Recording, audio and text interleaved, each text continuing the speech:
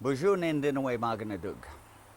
Bindigagijik giwita kamikonan indigenous cause.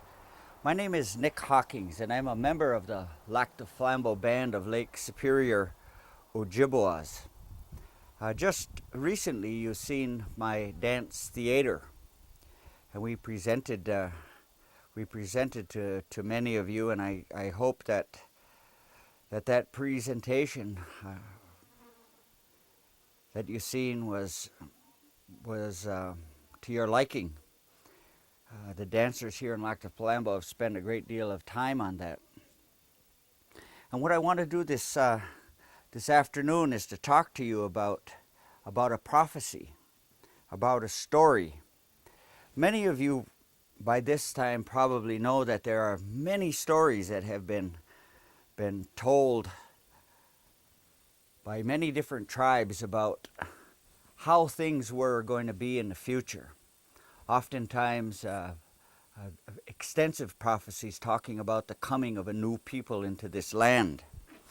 And oftentimes, when I talk, especially if I have an opportunity to take people through the village tour, and this particular session I wasn't able to because I've been up in Michigan building a wigwam and doing some birch bark classes. But oftentimes when I take people through a tour of the village, and many of all of you I know have been to the tour, I talk about many things in regards to how our two cultures sometimes conflict with one another. And oftentimes I think people sometimes leave with the impression that maybe there's a lot of negativity between or by our people towards the European for a lot of things that they've done. Certainly we know, or you know by now, some of the transgressions that have been made between both sides. But there are some beautiful stories. There are some beautiful legends that talk about the unifying qualities that the Great Spirit, Gichimanadu, gave to us and to your people in unifying in regards to one day our people coming together and really beginning to act civilized, if you will. I have a prophecy here in regards to this symbol that I'm holding up for you now. This is a medicine wheel. And as you study our culture, you're going to hear many stories in regards to this hoop with this cross and these colors. Sometimes the colors will differ. Sometimes you'll have different colors inside this medicine hoop.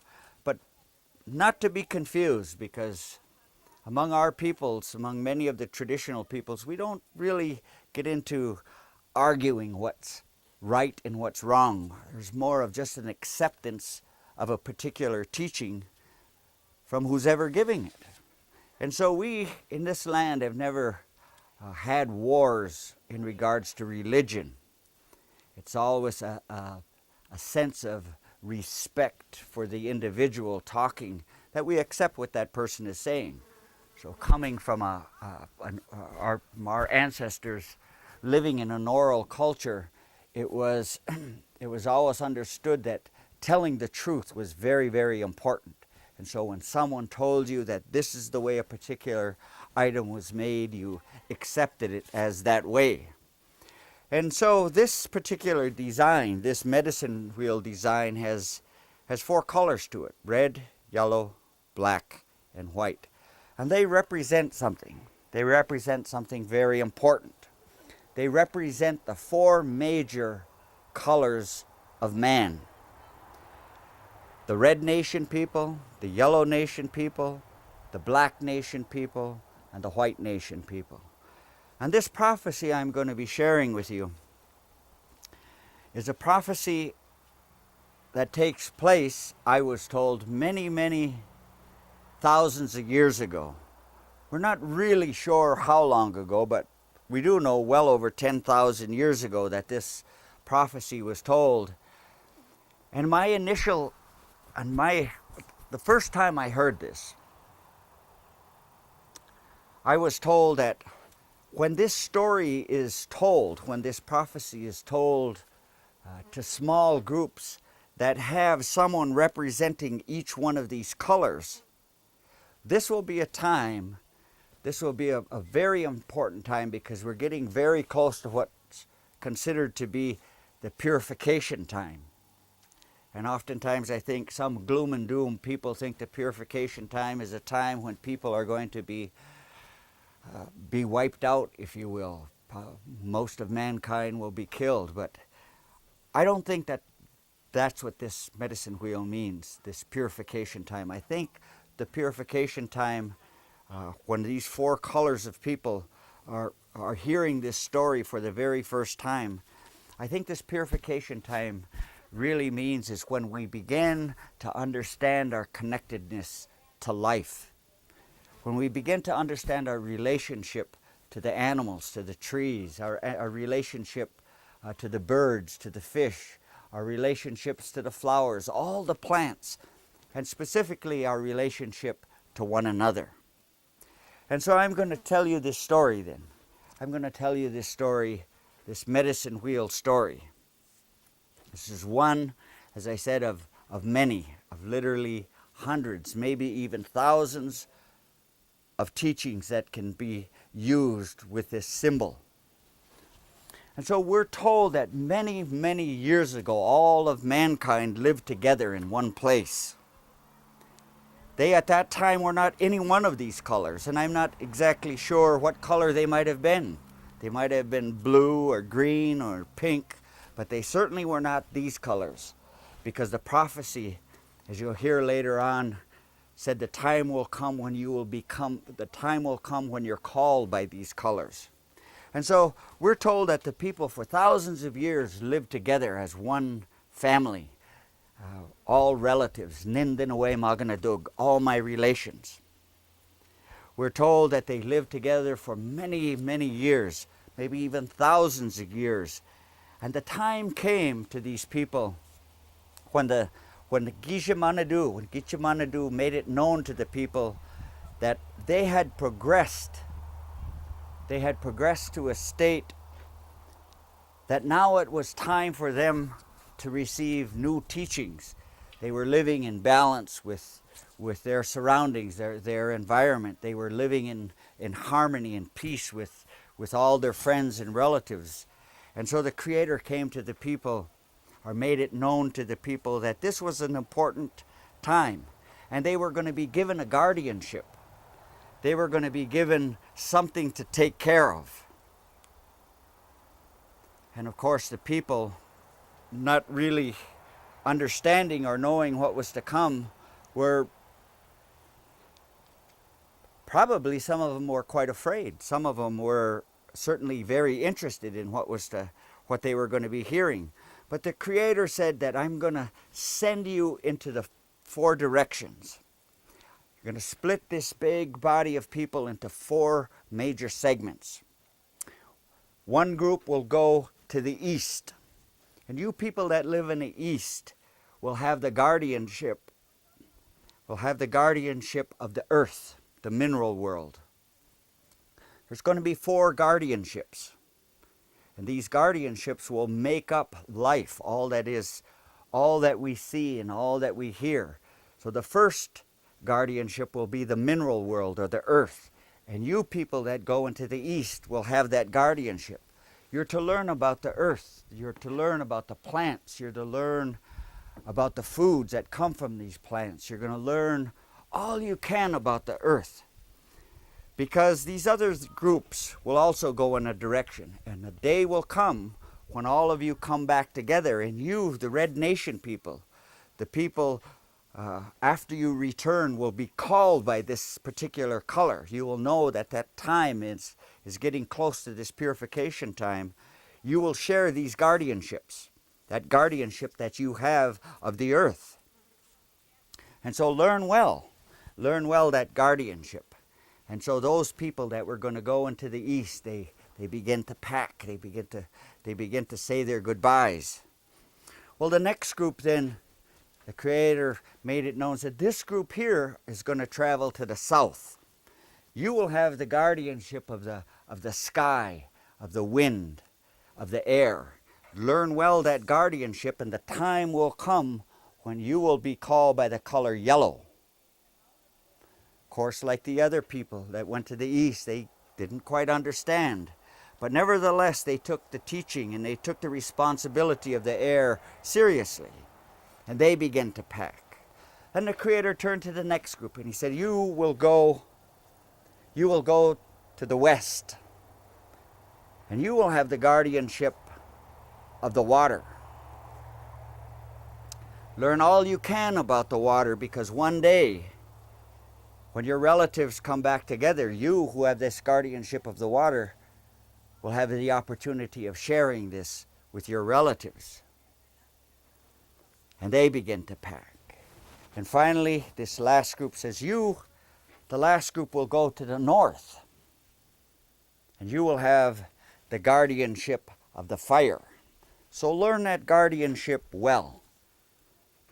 Because one day, like all the rest, we'll come together in a land. And where we come together, we're going to build this great nation.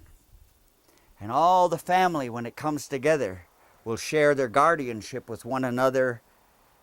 And this great nation will rise up to be the strongest of all nations. This great nation will be the leader of all peoples. Nobody understood that in the beginning. But they trusted the Great Spirit. They had faith. And they began to separate. And eons of time passed, and many, many generations came and went, and the people remembered their guardianship, and they began to learn that guardianship as well as they could. And an important date comes to mind right now. That date is 1492. And in 1492, something unique happened in this land.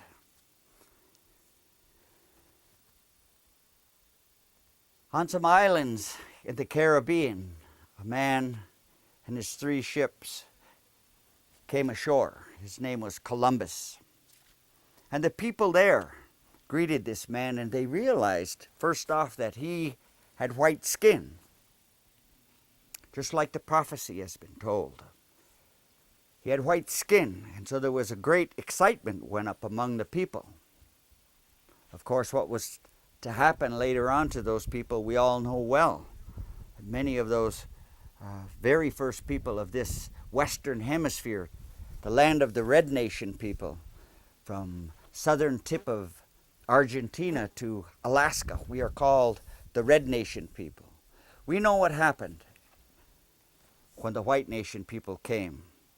But there were still those elders among us that remembered this medicine wheel, remembered that a relative was going to return. And even though we can point to all the atrocities that took place afterwards, we know that this was a beginning time, because shortly thereafter, in just a relatively short time, 2 or 3 years, Black Nation people began to arrive under protest. But nevertheless, it was obvious. The fact is that Black Nation people were coming to this land. And we were to find out later on that just in a few years after that, what was to be known as the Yellow Nation people were arriving. And so each time a new color of people came in, there was a great reverberation that went out across the land to those people that had not forgotten. Because you must remember that thousands of years may have passed, but still those legends were remembered by some of the elders. But it was said, when our people come back together, when our family returns from all, they will be called by these colors. We're going to rise up this great nation. We're going to be leaders economically and militarily, if you will. We're going to be a great power, but we'll also be a leader spiritually. It's pretty evident. I think it's pretty evident to most people that something must have went wrong. Maybe it was someone didn't keep their guardianship totally. Because this great nation did come about. But we know from just recent history, the race riots, the prejudice, all the anger, all the fear and all the hate that was generated in this land. There were some people that were thinking something quite must have happened. Somebody must have forgotten their prophecy. And so there were 4 young boys that decided to search out the grandfathers who would be able to tell them what might have happened. And these young men began to search over this land. And we're told that somewhere out in the southwest they came to a place where there were grandfathers that knew the teaching, knew the story of this medicine wheel. And they talked to those grandfathers and they asked them, "Tell us, grandfather, what happened? What happened? Why is this country the way it is? Why does it seem that there's so much anger, so much disparity of wealth? Why is there hunger in this land? Why is there so much animosity?" And so those grandfathers began to explain it this way. They said, "We are the Red Nation people, and we were given the guardianship of the earth. We were told by the Great Spirit to learn about the foods, to learn about the medicines, to learn about the plants, and we kept our guardianship. When the European came, he borrowed most of the medicines, much of the food that he eats today, from corn and potatoes and squash and peas and beans, all of these medicines. Also that many that have been forgotten, they were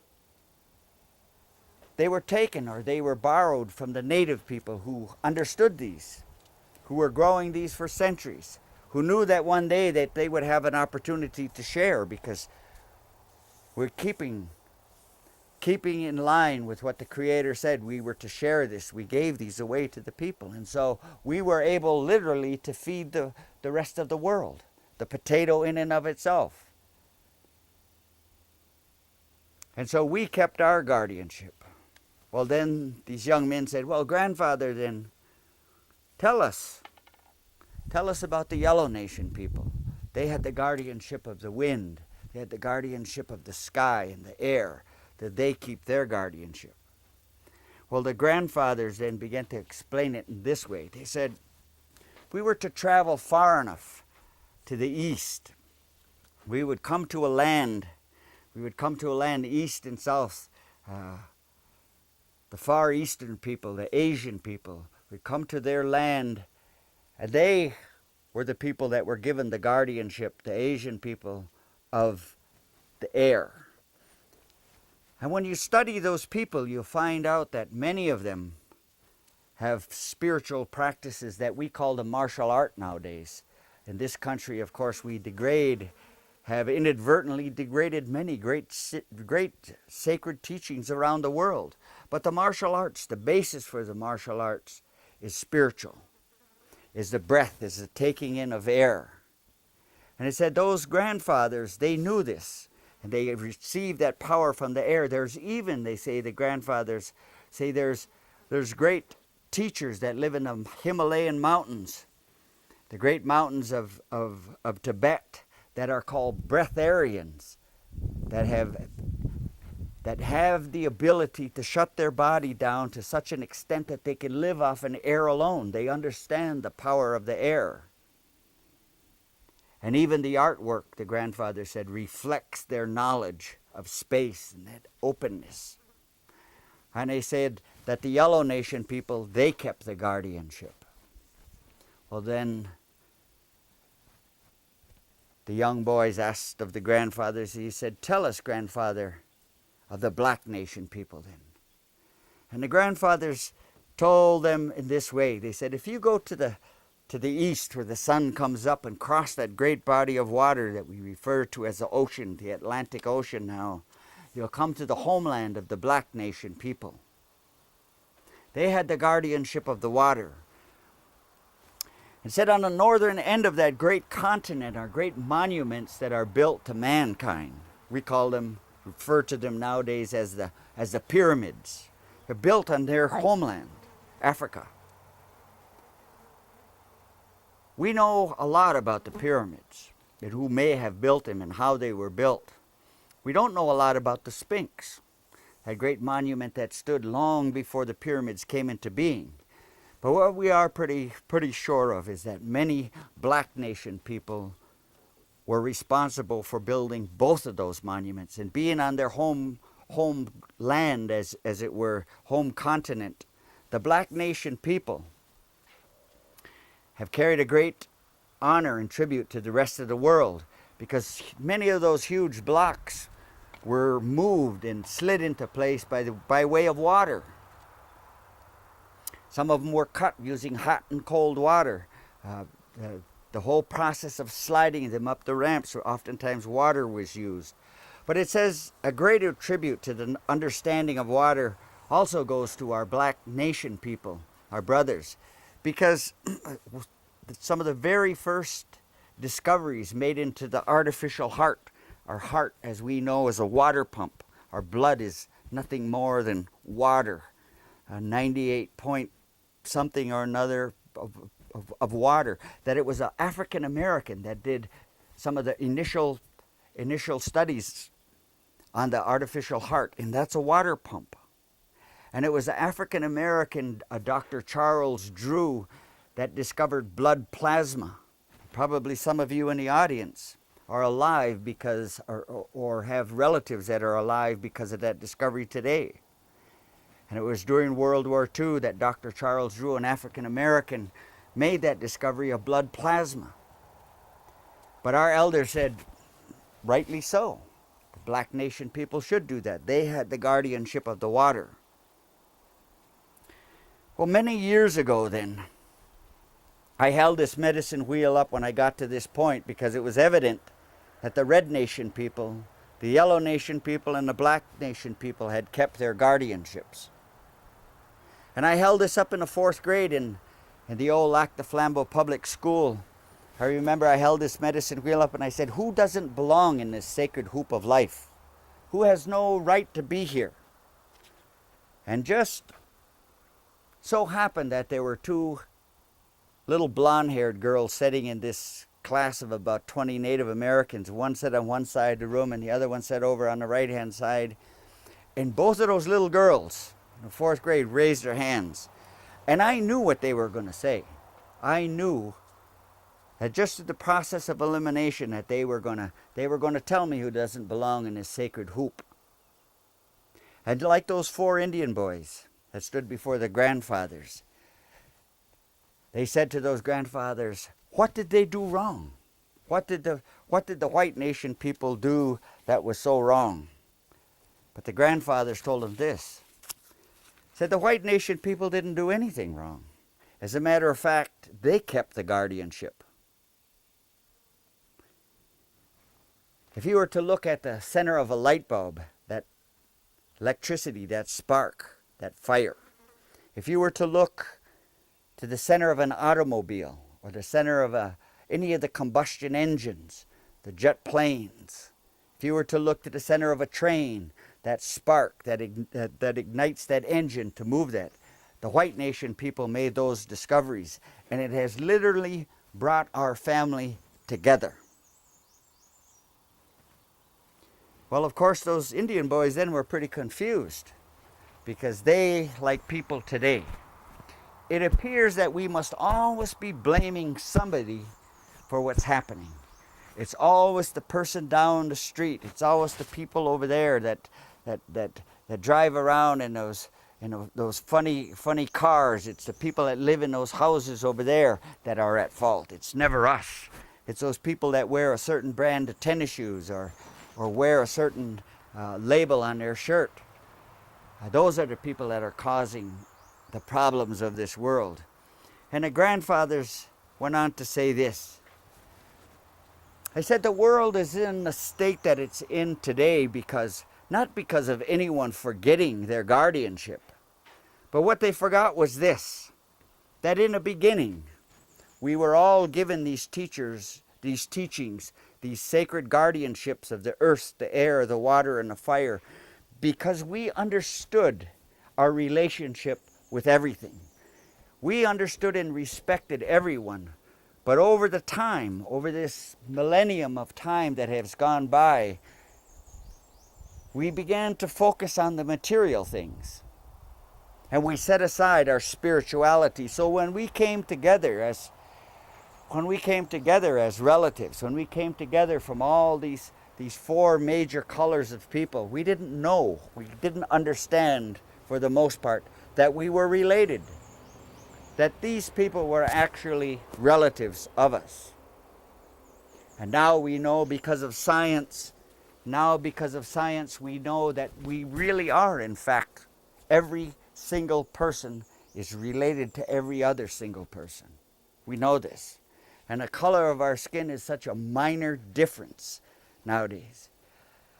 And so the grandfather said that once this story is being told to very small groups, and interestingly enough, when I travel around to universities and colleges and high schools and grade schools, I might have as little as 20 people sitting in a particular audience, and I'll look around, and certainly there will be someone from each one of these colors sitting there representing their nation. And I'm reminded that this time that we live in is a very, very important time, because this is the beginning. This is the purification time. This is the time, I believe, that we're going to purify ourselves from these negative thoughts that are tearing this country apart. That we'll begin to understand our relationship once again to the environment, our relationship more specifically, more importantly, to one another. And we'll realize that as relatives, that this is a time, this time that we live in now, is a time when we'll begin to come together. And so when I talk to young people, or when I talk to people in general, I always say this, is that each generation that preceded us has always had the earth to rely on. This generation of young people, this is the first generation that does not inherit the earth. All preceding generations have had the earth to rely on for sustenance. And it is this time that we live in, these young people, this is the first generation who does not have the earth to rely on, because the Mother Earth now, as we all well know, is in a process of dying. And so this is this is one of the issues now that seems to be coming up all over. Rio de Janeiro a few years ago, when all the countries came together down there environmentally, came together because of the environment.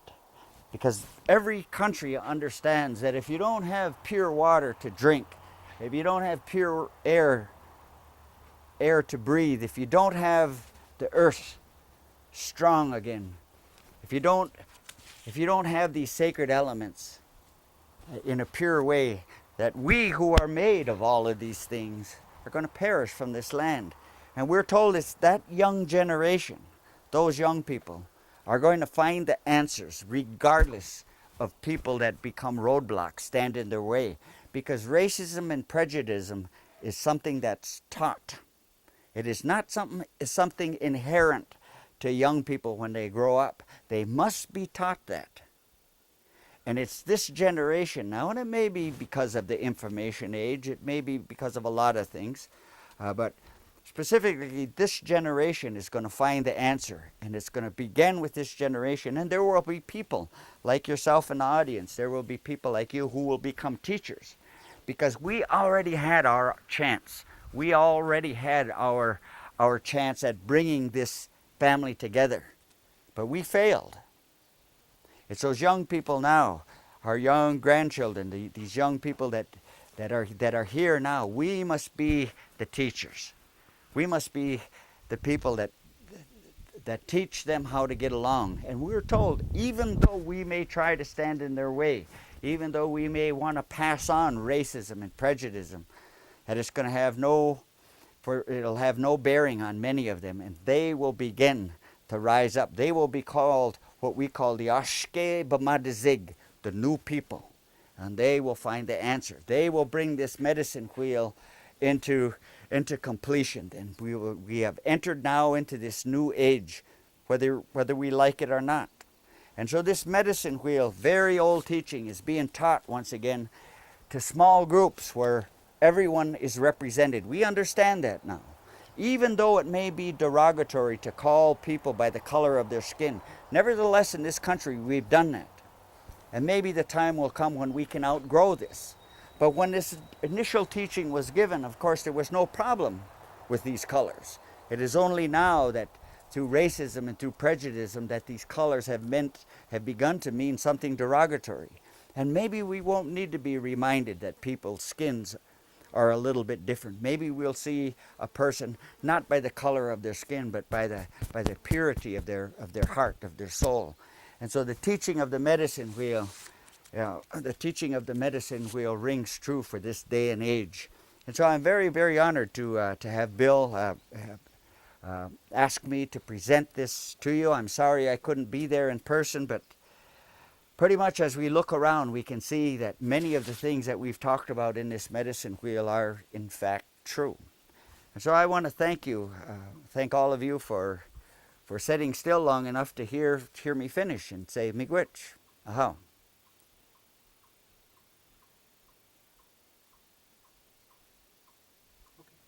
Good. Yeah. Well.